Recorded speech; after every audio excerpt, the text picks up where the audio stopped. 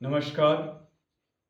पिछली वीडियो में हमने चर्चा की थी प्राकृतिक आपदाओं की और उसी की चपेट में हमारे जम्मू कश्मीर के तीर्थ स्थल माता मचेल के रास्ते में एक गांव है जशोती।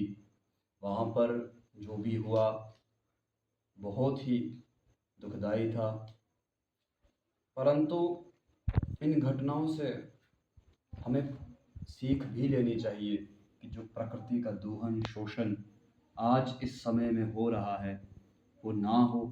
और आपकी तरफ से भी ये पहल होनी चाहिए कि प्रकृति की हानि आप अपने स्तर पर भी ना करें।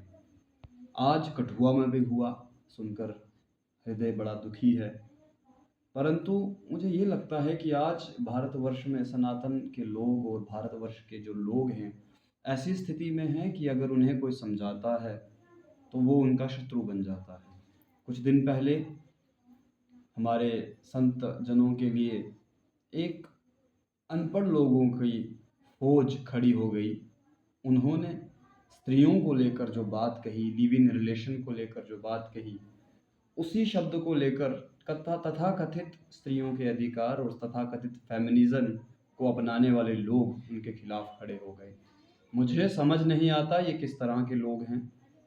अगर हम सनातन की बात करें तो संस्कृत के शब्द कल्पद्रुम में विवाह वशिष्ठ वहनम, अर्थात विवाह का अर्थ है विशिष्ट तरीके से वहन करना।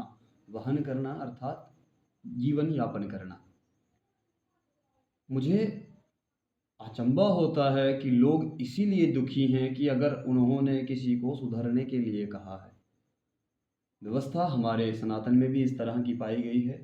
विवाह 8 प्रकार के दिखाए गए हैं, उनकी चर्चा मैं अगली वीडियो में करूंगा। पर इस वीडियो में मैं आपको ये बताऊंगा कि ये जो विवाह हैं ये कितने प्रकार के हैं और कौन कौन से हैं, जिसमें सबसे उत्तम और सबसे श्रेष्ठ विवाह है ब्रह्म विवाह। ब्रह्म विवाह के अनंतर आता है आर्ष विवाह। आर्ष विवाह के अनंतर आता है देव विवाह। देव विवाह के अनंतर आता है प्रजापत्य विवाह। प्रजापत्य के बाद गांधर्व, गांधर्व के बाद राक्षस, राक्षस के बाद पैशाच विवाह। इस तरह से हर एक स्मृतिकार ने हर एक धर्म ग्रंथ में सनातन के 8 प्रकार के विवाहों का वर्णन किया है। पर जिस तरह की ये बात लिव इन रिलेशन की उठाई जाती है उसमें एक चीज़ देखी जाती है कि जो लड़का और लड़की हैं वो कुछ समय जीवन यापन करने के बाद अपने अपने जीवन में जा सकते हैं पुनः, परंतु जब बात सनातन की हो तो इस